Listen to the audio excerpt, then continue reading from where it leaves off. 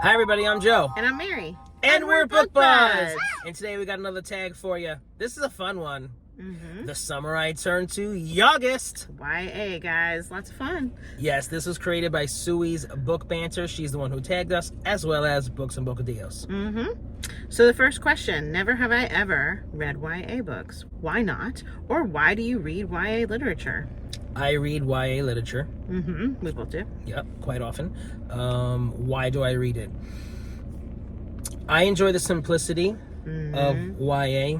Sometimes it can be complicated, but even the ones that are kind of like in-depth and really complex, there's just a familiarity to it. There's like a comfort to it, and there still, to me, is kind of like that simplistic, easy reading and fun. It's just fun. Yeah, the word I wrote was it's not strenuous. Yes. You know? Yes.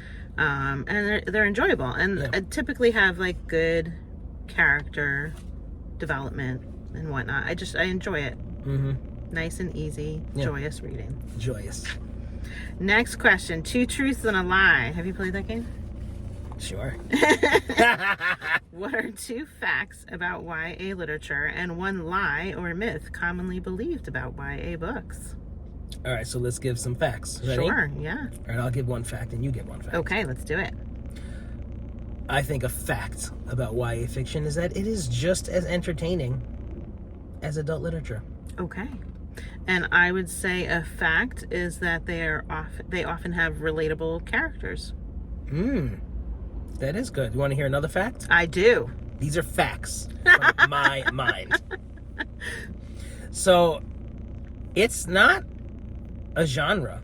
It's like a category like meant for like intended audience. Because you have many different genres within Yes, I'm YA. following you. You got fantasy, you got romance, you got everything. It's just YA. It's like meant for a little bit younger. Okay, that actually kind of feeds into my next fact, is that it's like written generally for people ages 12 to 18 based on like the character age of the main characters in the book. But while it's written so that that age group can safely read it, doesn't mean that it's not for everybody. Right. Yeah. Okay. And sometimes YA gets a little spicy. It does. And I get shocked and surprised. I know. Kids these days. Oh my God. right. Okay. Right, myth. A myth. That it's only for teens. Yeah. That's not true. Yeah. Like I've had some people recently go to the library, get a book just based off the title and the description that they wanted. And the librarian was just like, oh, this is YA. And the person was like, oh, I don't want to read it. Forget it. And the librarian was like, no, give it a chance because it's really good. And they gave it a chance and they enjoyed it. Of course. So this is like a learning lesson for people, and it's not always what you think. Yeah, I don't think you have to look at the sticker like that. Yeah, don't limit yourself. Yeah. So I'd say a myth is that it focuses on the emotional experiences of teenagers only. While it may be like that age group that's experiencing the stuff in the story, I think it's very relatable that we all go through different emotional experiences, or you have gone through it at a previous time. So I find I get very emotionally engaged in these books, and I feel like it's, many people can relate to that. I'm very drawn to coming of age stories. Yeah. I don't know why. Movies and as well as books. It just kind of brings you back to like your own upbringing and your own high school time, and I don't know, I like them. Yeah, it's a period of change.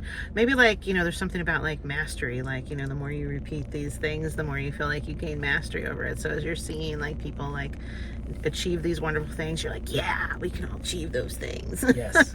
Right? I like that. Maybe, who knows? Okay, number 3. If you could time travel with your favorite teenage protagonist, what would your time travel adventure be? How would your travel companion be perceived by audiences past and present? And how might your time travel companion be perceived by readers in the future 100 years from now? Okay, so I picked Katniss from Hunger Games. Good one. I don't know that she's my favorite because I like so many of them, but I thought she would be fun to travel with. I feel like there'd be just lots of like, adventure and survival and whatnot, and that's important when you're time traveling. So in the past, I think she would not be received well. Being a woman, be so self-sufficient and so strong. I think she would really not mesh well with the way the world was in the past. In the future, I think people would turn to her to lead and for guidance, you know, because she really is so great and so competent, and just really badass and awesome. I agree. Yeah. That's a good one. Who'd you pick? I picked my boy Fitz Ah, okay. from Assassin's Apprentice. Uh-huh. Okay, and I just want to time travel back to his time. So I would be like kind of like breaking into his territory. I like the lords and the ladies and the kings and the queens and all that kind of like Renaissance-y stuff. That'd be fun. So much fun.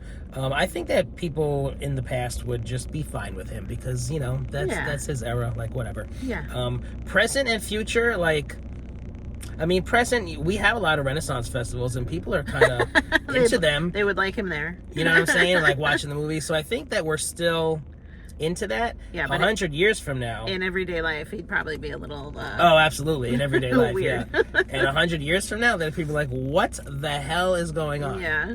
You know, but he could talk to animals and stuff, so, and he has all of his powers, so he'll be just fine. Number 4, this or that. About books and adaptations. Do you read the book before you watch the adaptation? Do you prefer the book or the adaptation? Did the book or the adaptation appeal more to adults, in your opinion? Okay, I really try to read the book before the adaptation. Like, I try to go out of my way to do that. It does not always work. And sometimes I kind of, like, just allow myself to slip up. Right? You know what? As a rule, I do enjoy the book more. But you know what? Hollywood is amazing, guys. Some of these visuals that they're providing for us. I mean, just think of Harry Potter. Just think of all the movies that we love. Narnia. Lord of the Rings. Lord of the Rings. I mean, these movies are spectacular. They are. And some of them are just, you know, they're just more entertaining than some of the books. So then I have a question for you about this. Because I think in general, probably people enjoy the adaptations, like, a lot. Because a lot of people don't read as much, too, you know? But for myself, like, if I've read the book first, which is what I try to do, then I generally like the book more than the adaptation.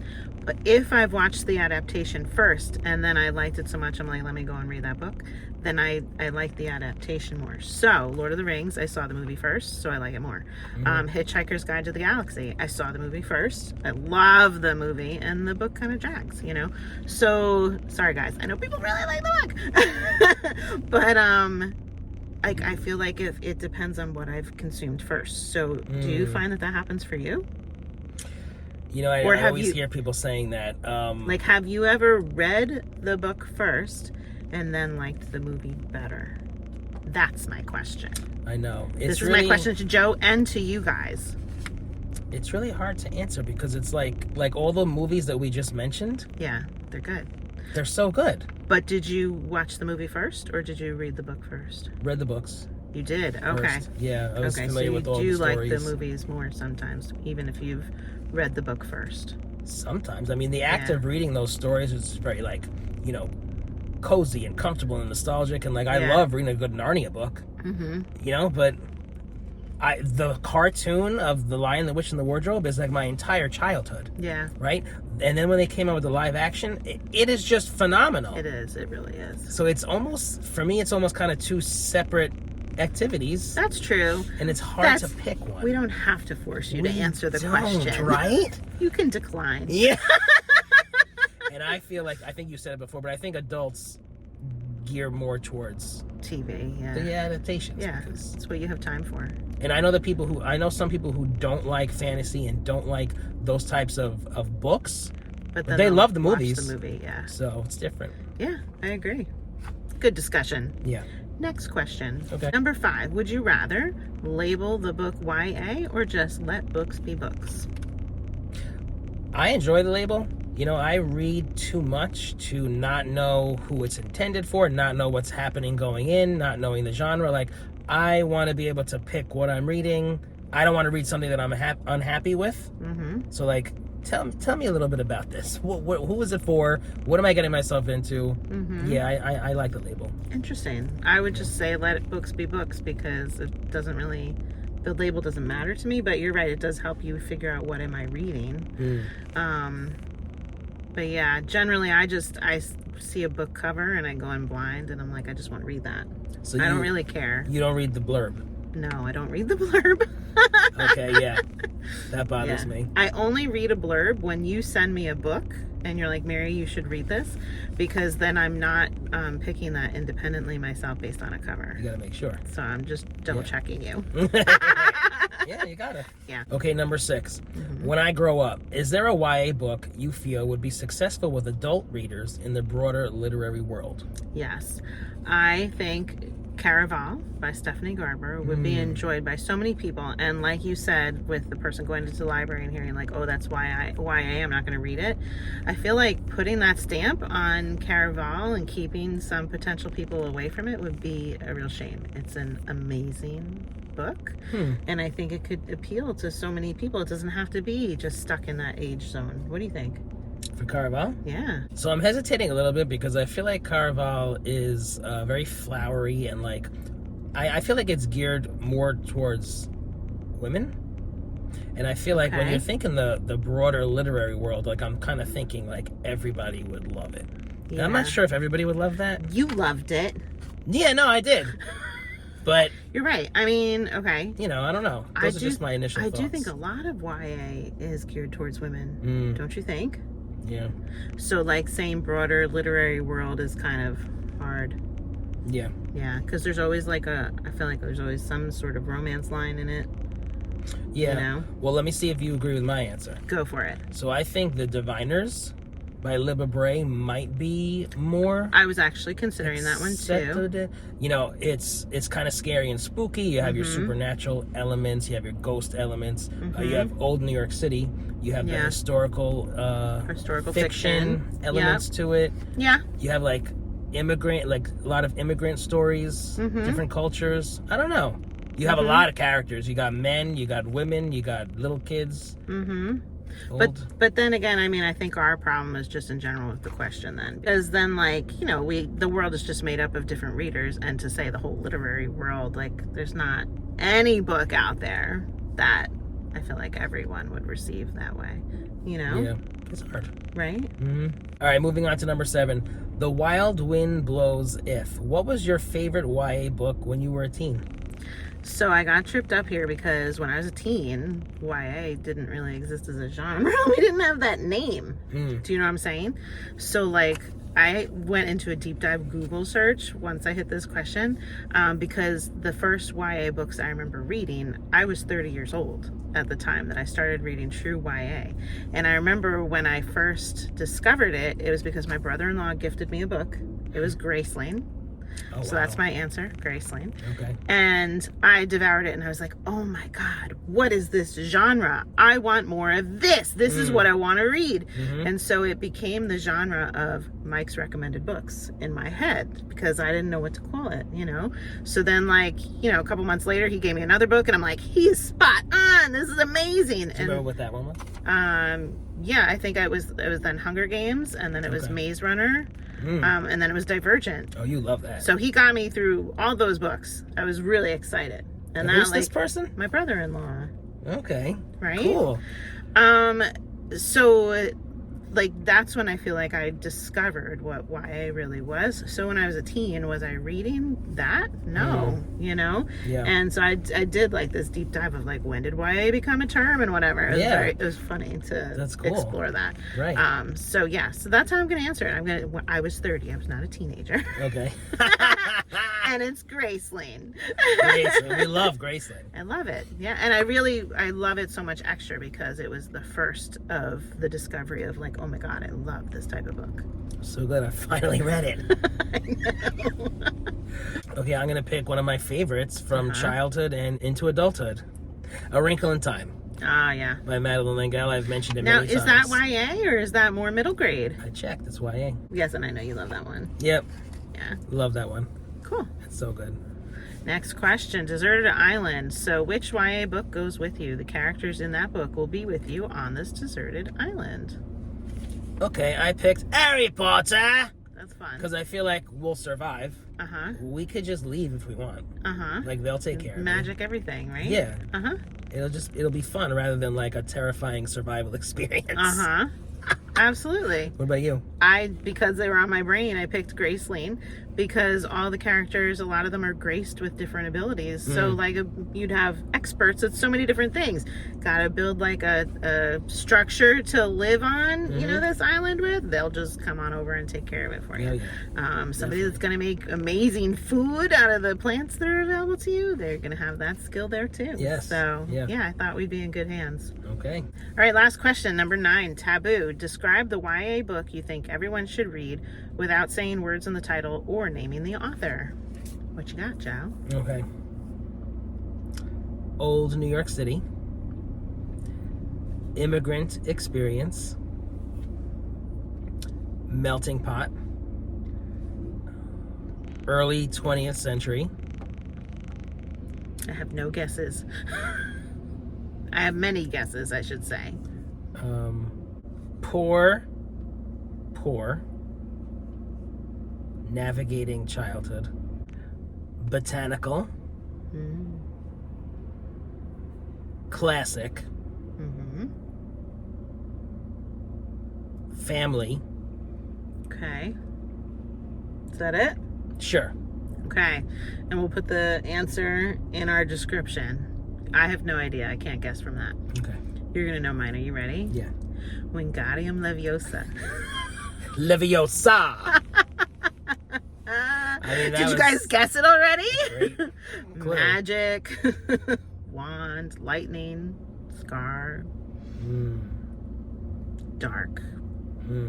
7 books. Amazing books. So good.